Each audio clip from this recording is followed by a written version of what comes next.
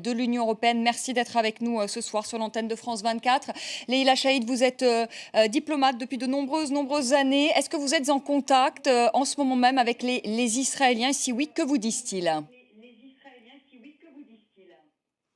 Écoutez, non, moi je ne suis pas en contact avec les Israéliens. C'est ma direction qui est en contact, mais sans grande utilité, puisque après 9 mois de tentative de M. Kerry, M. Netanyahou déclenche une nouvelle offensive contre Gaza. Nous avons, je vous rappelle, déjà eu 2 tragédies avant, en 2008 et en 2012. Et évidence, le gouvernement israélien et M. Netanyahou en particulier n'apprend pas des erreurs de l'armée israélienne qui pense qu'elle va régler toutes les questions politiques par des moyens militaires. Or, il n'y a pas de solution militaire à ce conflit. Ce conflit est un conflit qui concerne une occupation qui dure, je rappelle aux téléspectateurs, depuis 47 ans. Et donc, il est temps de se rappeler que ce n'est pas une question ni du Hamas, ni des mouvements islamistes, mais d'une occupation militaire illégitime à laquelle la communauté internationale doit mettre fin immédiatement si nous ne voulons pas avoir un effondrement de la situation en Israël et en Palestine qui ressemble à ce qui se passe aujourd'hui en Irak et en Syrie. Est-ce que vous pensez que l'on se dirige vers une opération terrestre et qu'il y a un risque que Gaza soit à nouveau réoccupé? Oui, je pense que mon président a fait un appel au monde entier en mettant la communauté internationale, la Ligue arabe, mais aussi le Conseil de sécurité qu'on a saisi hier, parce que nous avons le sentiment que M. Netanyahou, face à la réconciliation palestinienne, face au gouvernement de consensus qu'on a mis en place il y a plus d'1 mois, surtout face à la décision américaine et européenne de continuer à travailler avec ce gouvernement, a d'une certaine manière instrumentaliser la tragédie des 3 adolescents israéliens assassinés pour faire une nouvelle offensive sur Gaza. Et cette offensive, finalement, les 42 personnes tuées, c'est avant tout des malheureux civils. Il y a 2 familles qui ont été disséminées. Est-ce que c'est vraiment eux qui tirent des missiles contre Israël? Et donc, il est évident que dans un territoire où il y a 1 700 000 citoyens civils qui vivent dans une bande qui est, d'après les démographes du monde, la densité la plus extrême au monde, comment vont-ils faire pour bombarder avec des avions F-16 en faisant la différence entre qui est le militant actif qui lance des roquettes et la population civile? Et donc, nous allons radicaliser la situation et produire plus de violence. Leïla Chaïd, vous êtes alliée du Hamas dans un gouvernement d'union nationale, vous l'avez dit, le Hamas qui n'a pas condamné le meurtre des 3 jeunes Israéliens. C'est quand même de là qu'est partie l'escalade, on le rappelle, après avec le meurtre du Palestinien. Ils ne l'ont pas fait, Leïla Chaïd, vous êtes d'accord? Est-ce que vous allez rester alliée à ce mouvement qui est considéré comme une organisation terroriste? Premièrement, je recuse le terme allié. C'est beaucoup plus important que allié. Nous faisons partie d'un même peuple, madame. Et nous sommes un peuple qui résiste contre une occupation qui est probablement une des plus longues de l'histoire. Et donc, nous avons des divergences majeures, vous les avez dit. Nous avons condamné le rapt et l'assassinat des 3 adolescents.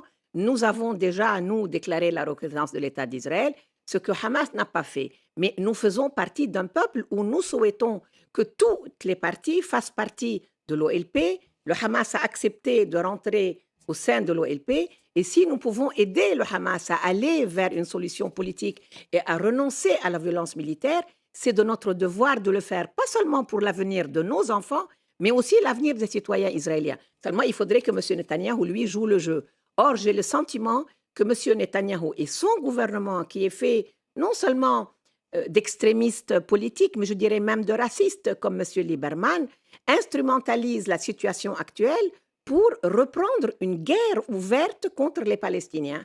Et cette guerre ne peut mener qu'à plus de tragédies pour les 2 peuples. Leïla Chaïd, vous dénoncez l'occupation israélienne, vous dénoncez les raids aériens israéliens sur la bande de Gaza, mais est-ce que vous dénoncez aussi ce soir ces tirs de roquettes, 130 tirs de roquettes partis de la bande de Gaza sur le sud d'Israël? Est-ce que vous dites au Hamas, avec qui vous travaillez, arrêtez de tirer des roquettes sur Israël? Vous le dites au Hamas? Madame, plus important que moi, mon président a dénoncé ces attaques. La majorité du peuple palestinien dénonce ces attaques. Pas parce que le Hamas serait plus terroriste que l'armée israélienne qui, elle, bombarde avec des F-16, je vous rappelle, des civils. Il y a un État qui emploie des méthodes terroristes aussi, il faut le reconnaître. Nous dénonçons cela parce que nous pensons qu'il n'y a pas de solution militaire. Nous avons, nous, au sein de l'OLP, renoncé à la lutte armée parce que nous pensons que c'est par les moyens diplomatiques qu'on trouvera une solution politique sur la base de la reconnaissance de deux États. Deux, madame, pas un. Pas Israël seulement, mais aussi la Palestine. Le Il est Hamas temps qui ne que la reconnaît pas, communauté le internationale Hamas qui ne aussi reconnaît. assume la responsabilité. Laissez-moi finir ma phrase, s'il vous plaît. Il est temps maintenant, Israël existe depuis 66 ans et nous l'avons reconnu. Il est temps que vous reconnaissiez dans la communauté internationale que les Palestiniens aussi ont droit à la souveraineté et à l'indépendance si vous ne voulez pas que certains utilisent la violence pour se défendre. Il faut que la communauté internationale applique le droit. Les Palestiniens ne peuvent pas attendre encore 50 ans pour avoir un État souverain et reconnu.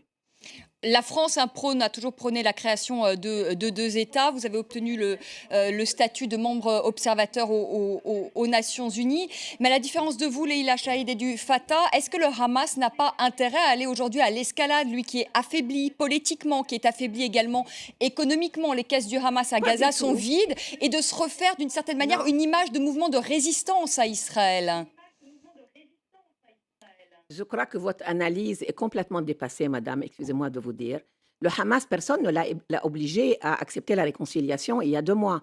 Il y a 6 mois, le Hamas ne voulait pas ni de réconciliation, ni d'élection. Si le Hamas a accepté, c'est parce que justement, il a le sentiment qu'il ne peut pas continuer dans le chemin de la violence armée, qu'il veut rentrer dans un système parlementaire, qu'il était très content de voir les Européens, les Américains et les Nations Unies accepter de continuer à travailler avec le gouvernement de consensus sous l'égide du président Abbas. Et Khaled Mash'al a fait une déclaration que vous ne citez pas, comme par hasard, où il dit, premièrement, que ce n'est pas le Hamas qui a kidnappé les 3 adolescents, deuxièmement, que ce n'est pas le Hamas qui les a assassinés, troisièmement, que ce n'est pas lui qui a mené l'offensive des roquettes qui sont lancées de Gaza, mais des groupuscules qu'il n'arrive pas à contenir. C'est pour ça qu'il y a une bonne partie de l'opinion israélienne, dans la presse israélienne, lisez-la, qui dit une offensive militaire tout azimut ne fera que renforcer le Hamas. Parce que le Hamas était en train de s'acheminer vers un mouvement, vers les positions du président Abbas et de l'OLP. Peut-être que ça dérange fondamentalement M. Netanyahou et son gouvernement d'extrémistes de voir le président Abbas se renforcer dans un gouvernement d'union nationale. Peut-être que c'est la vraie raison de tout ce que nous voyons aujourd'hui. Le Hamas qui n'est quand même pas prêt à reconnaître Israël. Mais vous revenez sur la même rengaine, parce que le Fatah non plus n'avait pas reconnu Israël il y a 20 ans. Personne, aucun mouvement politique ne change en 24 heures. Il fait des petits pas vers une position plus modérée lorsqu'il a quelque chose à gagner. Mais vous voulez que Israël et son armée bombardent les familles des militants du Hamas, arrêtent comme ils l'ont fait tous les dirigeants du Hamas, et après vous leur demandez de reconnaître Israël. Vous êtes en train de mélanger les cartes, parce qu'ici, il n'y a pas une symétrie entre Israéliens et Palestiniens, de n'importe quel bord. Il y a un occupant, il y a une population occupée qui est normalement protégée par les 4e conventions de Genève que vous, Français et Européens, avez le devoir de mettre en œuvre, et vous avez permis à Israël une impunité totale depuis 47 ans. Lorsqu'on pense qu'on parle encore de l'occupation allemande en Europe aujourd'hui, elle a duré 4 ans. 47 ans d'occupation militaire, c'est 4 générations, madame, de gens qui vivent sous la botte des militaires, et c'est inacceptable, et c'est surtout insupportable, et c'est ça qui produit la violence. Et la violence que nous subissons de l'armée israélienne, 4e puissance militaire du monde, est une violence inacceptable pour tous ceux qui ont la justice et le droit dans leur cœur. Leïla Chaïd, vous dénoncez l'inaction du président américain Barack Obama. Vous dites qu'il n'a rien fait, ce président? Non, je ne dirais pas qu'il n'a rien fait. Je dirais qu'il a fait des magnifiques promesses durant son premier mandat, avec un discours au Caire qui promettait beaucoup, inclus d'ailleurs de dire qu'on ne peut pas continuer à négocier en construisant des colonies. Mais on a vu très vite que tous les engagements qu'il a pris ont été battus en brèche par M. Netanyahou, qui va dicter au Congrès américain la politique étrangère américaine. Ce matin, le président Obama a envoyé une intervention, une grande conférence sur la paix organisée par le journal Haaretz, dans laquelle il dit que la sécurité ne peut être que la conséquence d'une paix construite sur la base de 2 États, que toutes les mesures sécuritaires et les bombardements ne serviront à rien, comme tous les kidnappings et les assassinats d'Israéliens, mais qu'il faut revenir. Or, en tête-à-tête, nous ne pourrons jamais obliger Israël à retirer son armée et ses chars des territoires occupés, Donc nous avons besoin d'une communauté internationale qui, très franchement, a été très lâche jusqu'à maintenant parce qu'elle vote des résolutions qu'elle ne met pas en œuvre. Merci beaucoup. Merci Leïla Chaïd d'avoir été avec nous ce soir en direct sur l'antenne de France 24, ambassadeur de la Palestine auprès de l'Union européenne. Je vous retrouve dans un instant. On reparle évidemment de la situation en Israël et dans les territoires palestiniens. 18h45, le journal de l'économie avec Myriam Mascarello et 18h50, le journal des sports avec Jérôme Glasglin. Et on parlera de cette demi-finale Pays-Bas ce soir. Les Pays-Bas qui affrontent l'Argentine avec Lionel Messi. À tout de suite.